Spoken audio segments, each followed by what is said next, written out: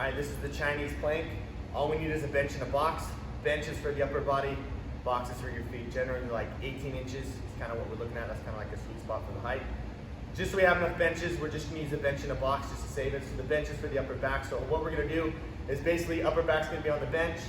Kind of a good sweet spot is if I can put my elbows and make like a T and then come on it, that's kind of like where we want it to be. So we're not gonna keep the elbows on, but it's a good to know where exactly they want to be. So they're not too far up or too far down, whatever it is. So elbows basically make a T, feet go on the box. Now I'm gonna take my elbows off.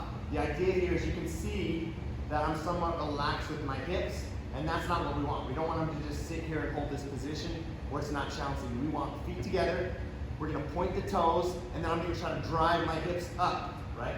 Toes are pointed, push the hips up to the sky, squeezing my butt. My lower back should turn on automatically. My butt, my hamstring should be turning on. And then we're just gonna hold this position, and this is the Chinese plank, but I'm driving my hips up.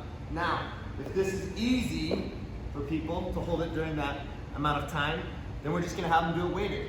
Whether it's a 25-pound plate, 45-pound plate, whatever it is, something that's a little bit challenging, that's kind of what we wanna do, especially if it's easy to hold it for the amount of seconds we have. So the same thing, feet go on the box, then I'm just gonna lift this plate up, put it on my hips, make sure I have that T, then I can take my arms off. And the same thing, you can see I'm somewhat relaxed right now. So what we wanna make sure we're addressing is that I shove the hips up, squeezing the butt, pointing the toes, driving my hips to the sky, and I'm just gonna hold this position, right? And it should get somewhat difficult, especially if they're working for it and they're shoving their hips to the sky as hard as they can, right? If they kind of relax, you'll be able to tell the difference. And that's what we want to try to avoid. So make sure that they're always pushing the hips to the sky, because that's kind of the whole point of this. And that's how they get the most bang for the buck. So that's what we want to see. Feet together, toes pointed, legs straight, push the hips up, try to stay in this beautiful straight line.